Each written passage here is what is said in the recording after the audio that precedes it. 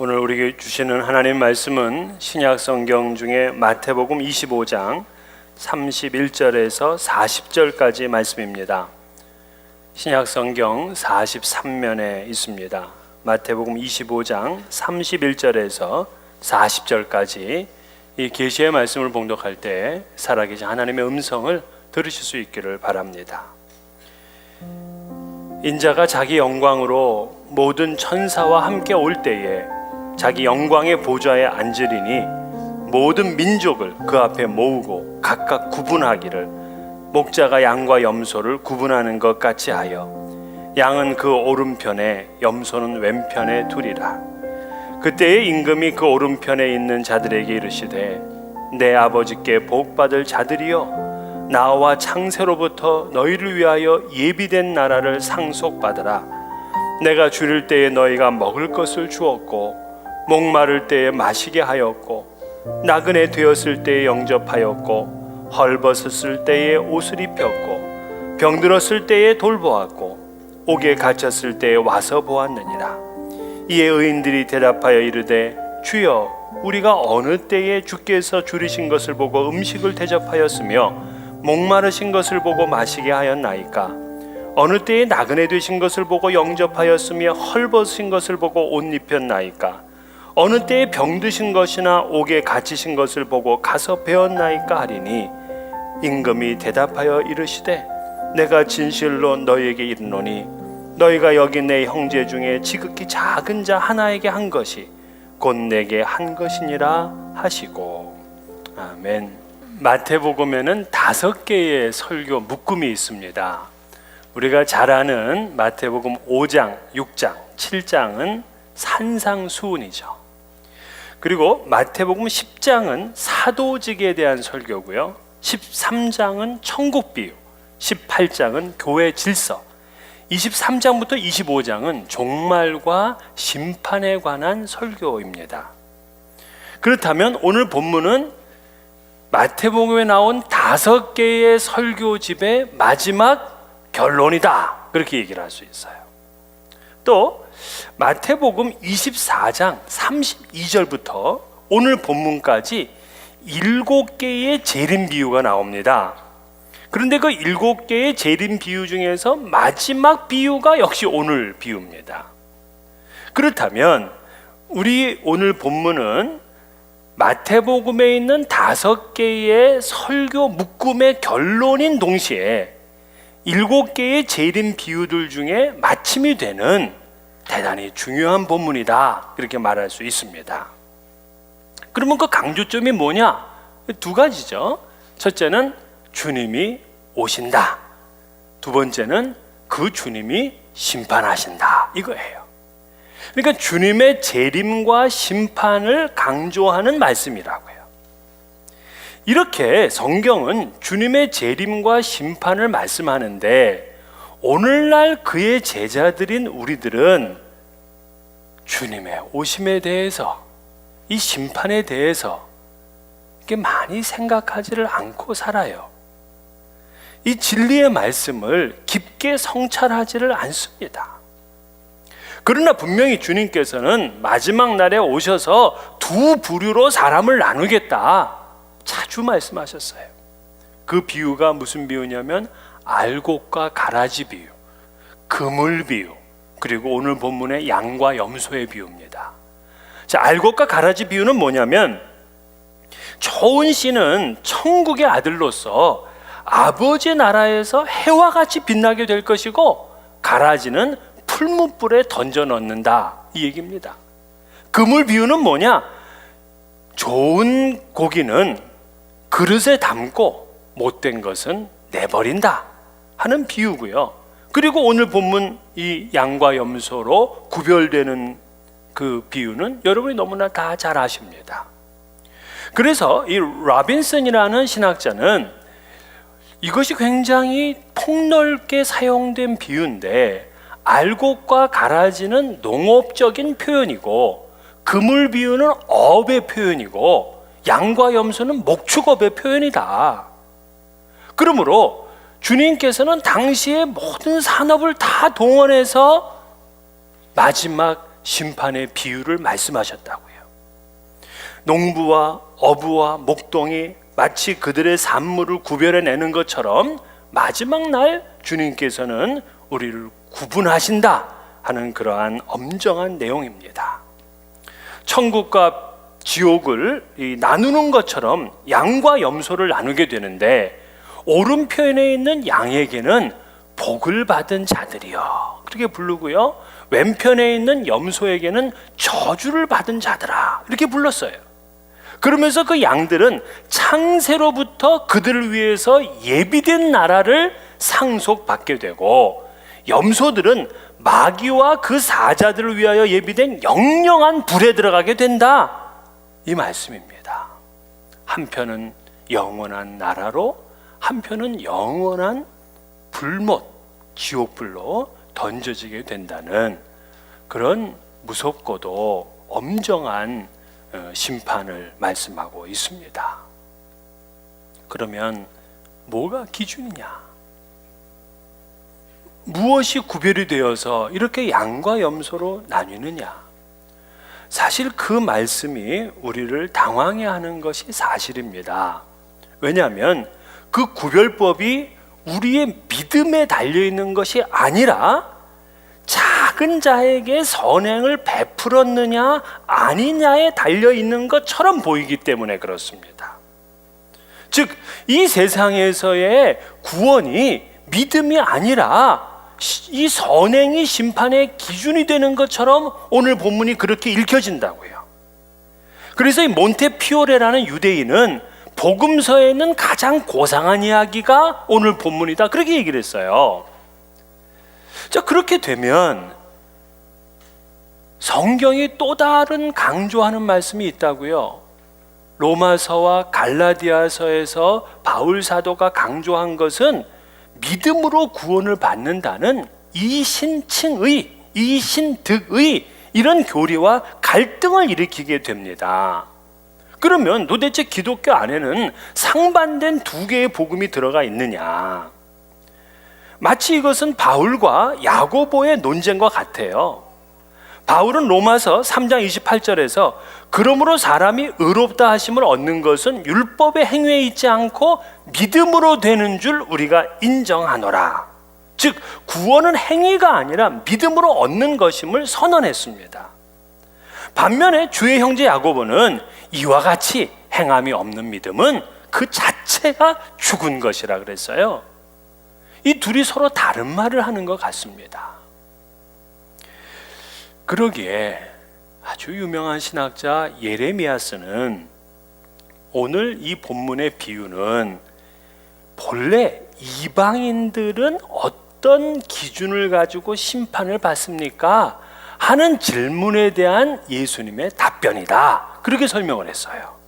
그러니까 예수를 알지 못했던 사람들은 믿음으로 판결을 받을 수가 없잖아요. 모르니까. 그래서 마지막 날에는 그들이 선행을 했느냐 안 했느냐, 왜? 지극히 작은 자가 바로 예수의 형상이니까 그들이 예수를 잘 섬겼느냐 안 섬겼느냐로 나중에는 심판을 받는다, 이런 말씀으로 오늘 본문을 주셨다는 거예요. 하지만 그렇지 않습니다. 오늘 본문을 이방인에게 주었다고 누가 얘기합니까? 성경에 그러한 단서가 하나도 없어요. 이건 이방인에게 주신 말씀이 아니라 기독교 공동체에 속해 있는 성도들에게 심판과 사랑의 행동을 강조하는 말씀이에요. 그러면 왜 바울과 야고보는 서로 다른 복음을 얘기하는 것처럼 느껴지는가? 그걸 해결하려면요, 그들의 삶의 자리를 이해해야 됩니다. 바울 사도는 로마서에 편지를 보낼 때에 로마에 있는 교회에게 자기를 소개하고 싶어요. 그래서 나는 기독교의 어떤 복음을 믿는가 하는 걸 소개하고 싶습니다. 그래서 복음의 정수인 믿음을 통해서 구원을 얻는다는 이 사실을 로마서에 적시를 한 거예요. 그러나 주의 형제 야고보는 이미 예수를 믿게 된 사람에게 윤리적인 삶을 살도록 강조한 겁니다. 레위기의 주제가 하나님의 거룩성이잖아요. 그 거룩성을 본받아서 우리도 거룩하라는 겁니다. 그것처럼 행함이 있는 믿음으로 온전한 신앙생활을 하도록 야고보는 권면을 하고 있는 거예요. 그러므로 한번 구원받았다고 끝나는 것이 아니라 우리의 삶에서 계속해서 성화가 이루어져야 한다는 그런 가르침을 야고보는 주고 있는 겁니다. 그렇기 때문에 성경의 믿음과 행함은 서로 이렇게 구분된 것이 아니라 이건 동전의 앞면 뒷면 같아요. 하나입니다. 왜? 믿음이 있다고 하면서도 행함이 없으면 그거는 그 자체가 죽은 거라 그랬으니까 하나님 앞에서 아무런 효과가 없어요. 반대로 열심히 의로운 일을 하고 선행을 하고 자비를 많이 실천한다고 하더라도 믿음이 없다면 그거 역시 온전한 것이 아니에요. 하나님 앞에서 자랑할 것이 아무것도 없습니다. 그래서 믿음과 행위는 함께 가는 겁니다.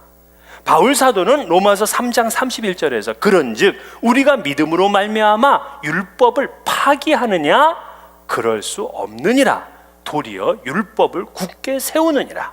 예수님도 그러셨어요. 마태복음 5장 17절 내가 율법이나 선지자를 폐하러 온 줄로 생각하지 말라. 폐하러 온 것이 아니라 완전하게 하려 함이라. 이처럼 믿음과 행함이 나눌 수 없는 하나일 때 그 믿음이 빛이 나게 되고 하나님을 기쁘시게 합니다. 그러나 이것이 나누어지게 되면 교회는 이 땅에서도 하늘에서도 설 자리를 잃고 마는 것입니다. 여러분, 종교를 구분할 때에 고등 종교와 하급 종교로 구분을 하기도 합니다.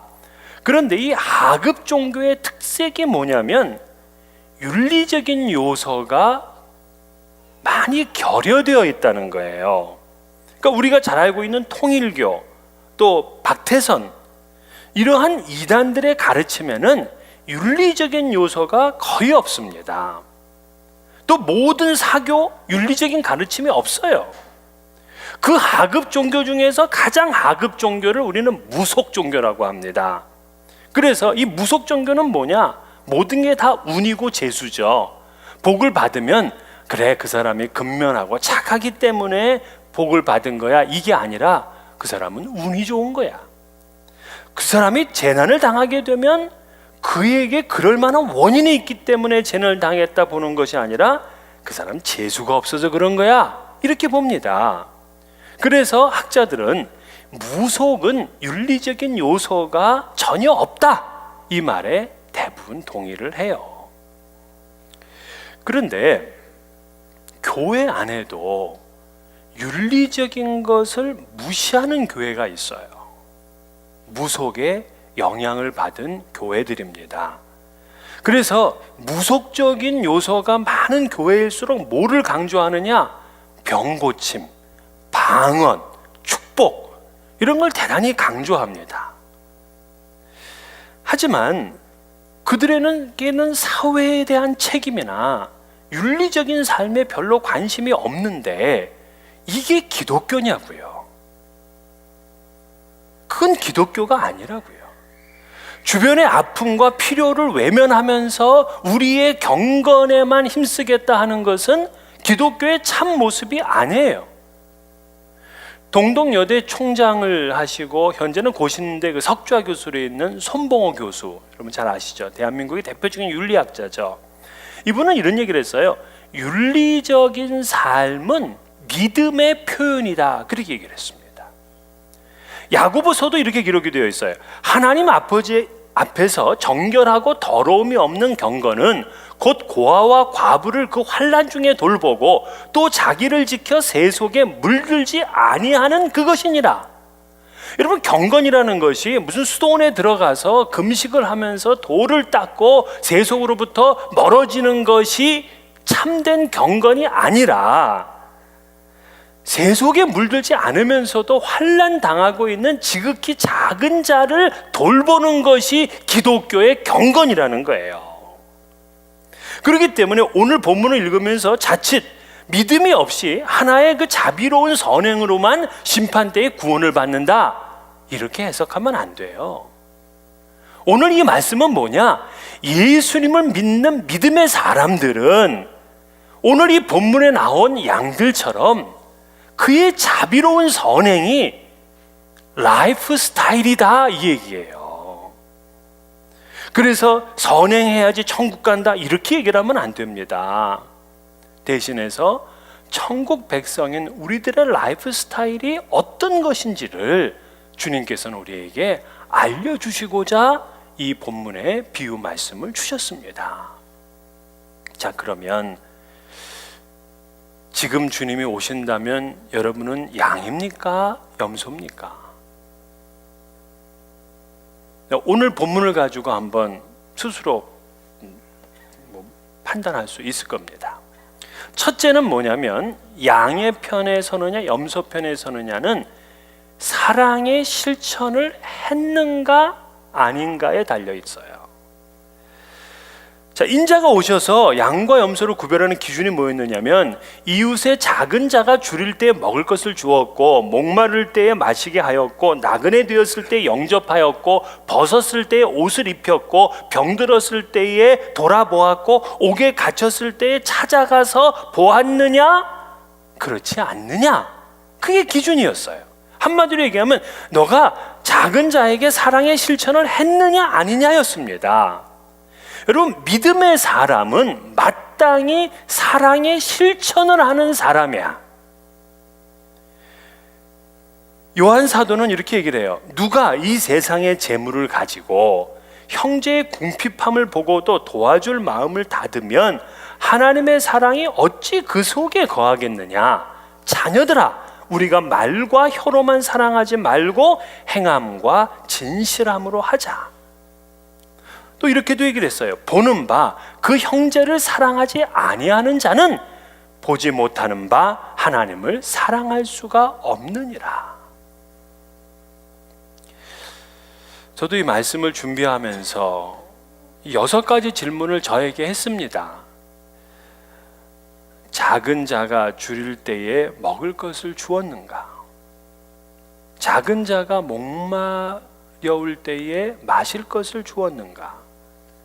작은 자가 나그네 되었을 때 그를 네 집에 영접했는가? 작은 자가 벗었을 때에 그에게 옷을 입혀 주었는가? 작은 자가 병들었을 때에 그를 돌보았는가? 작은 자가 옥에 갇혔을 때 그를 찾아가 보았는가? 여러분도 한번 그렇게 질문을 해보세요. 물론 과거에야 한 번쯤은 다 했겠죠. 그러나 이거는 한 번의 경험으로 양의 자리에 서는 것, 그 얘기하려는 게 아니에요. 이것이 그리스도인의 라이프 스타일이다, 이 얘기입니다. 반면에 여러분, 사랑의 실천을 하지 않는 사람들은 왼편 염소 자리에 갔습니다. 근데 그들이 왜 염소 자리에 있냐면, 악을 행했습니까? 범법 행위를 했습니까? 아니라고요. 그들은 지극히 작은 자를 보면서 그 선행을 베풀지 않았기 때문에 그래요. 다시 말해서 무관심 죄 때문에 염소 자리에 선 겁니다. 그러니까 우리가 마지막 심판 받을 때 네가 악을 행했느냐 선을 행했느냐, 네가 무슨 큰 범죄를 저질렀느냐 아니냐, 그게 아니라 지극히 작은 자를 보면서도 네가 무관심했느냐, 네가 태만했느냐, 그거로 판단을 받는 거였어요. 마치 한 달란트를 받은 종처럼 아무것도 하지 아니하고 그냥 땅에 묻어둔 자, 사랑의 실천을 하지 않는 사람은 왼편 염소로 구별됩니다. 근데 그 왼편 염소로 구별된 사람들이 예수님께 뭐라고 말하냐면 주여 이렇게 불러요. 우리가 언제 안 했습니까? 그러니까 주여라고 부르는 거로 봐서 이 사람 믿는 사람들이다, 안 믿는 사람들이다? 믿는 사람들인 거예요. 그래서 문의는 성도였던 것이 확실합니다. 하지만 그들은 주님이 오셔서 심판하실 때 염소 측에 분류되어서 영원한 불못에 들어갈 사람들인 거죠. 지극히 작은 자에게 사랑의 실천을 하며 우리는 올 한 해를 보냈는가 물으세요. 두 번째는 그 사랑은 보상을 바라지 않는 사랑이었는가? 이것도 중요해요. 자, 예수님께서 양과 염소를 구별을 하셨어요. 그랬더니 양 쪽에 선 사람들이 깜짝 놀랐어요. 그들이 예수님께 이렇게 질문합니다. 주여, 우리가 어느 때에 주께서 줄이신 것을 보고 음식을 대접하였으며 목마르신 것을 보고 마시게 하였습니까? 이렇게 물어요. 그러니까 계속해서 우리가 어느 때에 언제 그런 일을 했냐는 거예요.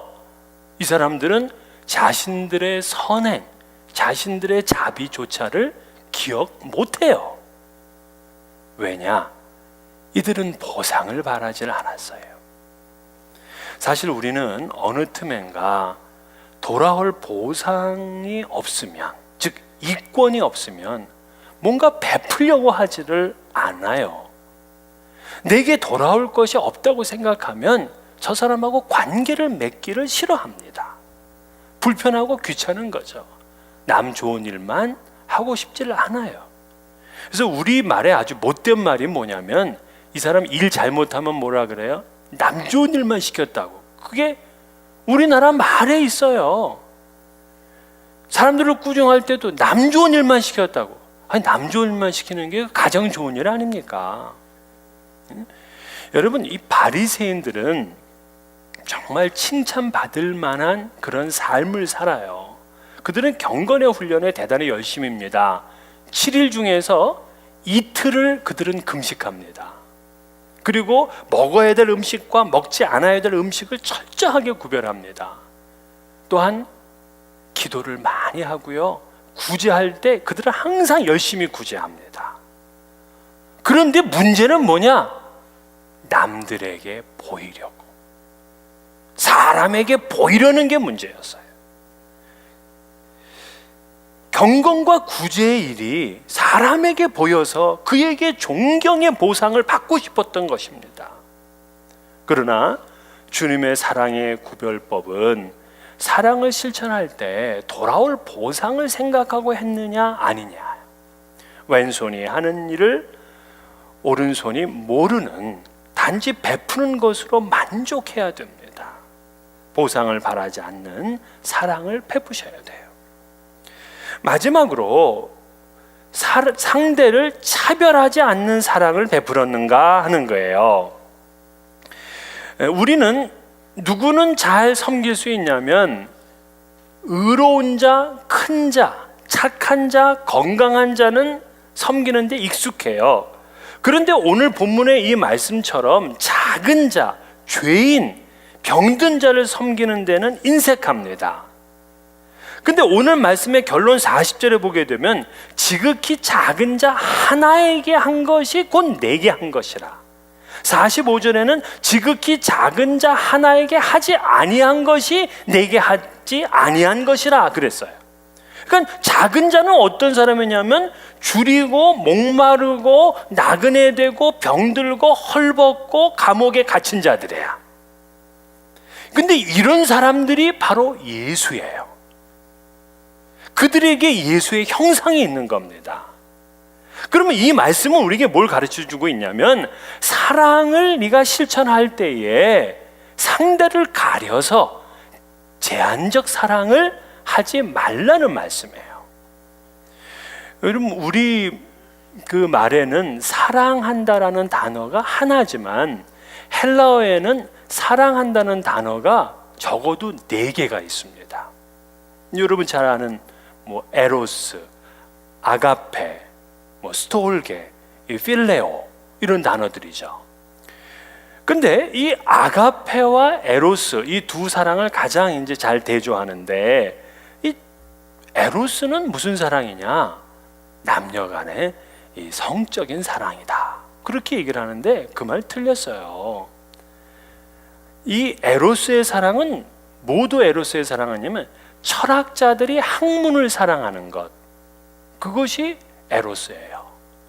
국민들이 국가를 사랑해서 촛불을 들고 시위하는 것, 이게 에로스예요. 학자들이 공부를 열심히 하고 지식을 사랑하는 것, 그거 에로스예요. 그러면 이 에로스는 성적인 사랑만이 아닌 건데, 그러면 에로스와 아가페의 가장 큰 차이점은 뭐냐? 에로스는 사랑스러운 것만을 사랑해요. 근데 아가페는 사랑스럽지 않은 것까지도 사랑해. 그 차이예요. 만약에 하나님께서 에로스의 사랑만 가지고 계셨다면 우리는 구원받기 어려워요. 다 죄인들이잖아요. 다 염소 자리에 서야 될 사람들이라고요. 그러나 하나님은 아가페의 사랑을 가지고 계셔요. 차별하지 않아요. 남편과 아내도 에로스의 사랑만 한다면 남편이 사랑할 만 해야지 사랑해. 그러나 아가페의 사랑을 하는 부부는 남편이 병들든지 병신 같은 짓을 하든지 다 사랑해. 그게 아가페의 사랑이에요. 이런 가정이 견고한 거죠. 그래서 보상도 바라지 아니하고 차별하지 않는 그 사랑, 네가 그 사랑을 실천했는가? 이걸 묻는 거예요. 여러분, 2016년을 보내면서 주변에 지극히 작은 자는 누구였습니까? 바로 그분이 여러분들이 사랑해야 될 대상이에요. 바로 우리가 섬겨야 될 예수입니다. 그런데 여러분, 오늘 본문을 가만히 이렇게 보게 되면 양의 자리에 서는 것 쉬워요? 어려워요? 꽤 쉬워요. 양의 자리에 서는 게 대단히 쉬워. 목마려운 사람 그냥 물 한 컵 주면 되는 거고요. 배고픈 사람 밥 한 끼 사주면 되는 거잖아요. 쉽다고요. 가끔 우리가 신문에 보게 되면 몇백만 불, 몇천만 불을 기부해서 가난한 자들 위해서 쉘터를 만들고 장학기금을 내놓고 병든 사람을 위해서 병원을 지었다. 그런 얘기 들으면 참 부럽기도 하고 또 한편으로는 기가 죽기도 해요. 그러나 이렇게 해야지 양의 자리에 서는 게 아니었어요. 그저 배고픈 사람 있으면은 만나서 밥 한 끼 사주면 되는 거였고요. 병들고 옥에 갇힌 사람이 있으면 찾아가서 그냥 위로해주고 기도해주면 되는 거였어요. 목마른 사람이 있다 그러면 그냥 음료수 하나 사주면 되는 거였어요.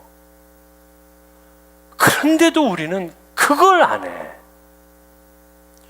윌리엄 바클레이는 이런 얘기를 했어요. 우리는 너무나 자주 위대한 일을 할 수 없기 때문에 아무것도 하지 않는다고 지적을 했습니다. 주님이 하신 이 말씀이 여러분 위대한 일이 아니기 때문에 우리들이 지독하게 무시하고 지난 한 해를 그렇게 보낸 것입니다. 오늘 이 말씀은 너무나 쉬운 말씀인데 많은 그리스도인들이 실패합니다. 이건 위대한 일이 아니기 때문에. 오늘 우리 중에 누구도 목마른 사람에게 물 한 그릇 떠주지 못할 사람이 어디 있습니까? 남이 배고프다고 할 때 음식 한 끼 사줄 수 없는 사람이 어디 있습니까? 주님은 우리가 도달할 수 없는 그런 기준을 만들어 놓으신 것이 아니에요. 하늘과 땅의 주인 되시는 예수님께서는 마가복음 9장 41절에 누구든지 너희가 그리스도에게 속한 자라 하여 물 한 그릇이라도 주면 내가 진실로 너희에게 이르노니 그가 결코 상을 잃지 아니하리라 약속했습니다. 여러분, 어제가 무슨 날인 줄 아시나요? 네. 어제가 프란치스코 교황 80세 생신이셨어요. 근데 그 생신 아침에 이분이 그 바티칸 그 광장에 있는 노숙자 중에서 8명을 초청해서 아침 식사를 했다 하는 것이 기사에 나왔더라고요. 우리네 팔순잔치하고는 꽤 달라요. 우리는 80명 불러서 호텔에서 파티를 하는데 이분은 아침에 8명의 노숙자를 불러서 그들과 함께 식사하며 교제를 했습니다. 아름답지 않습니까?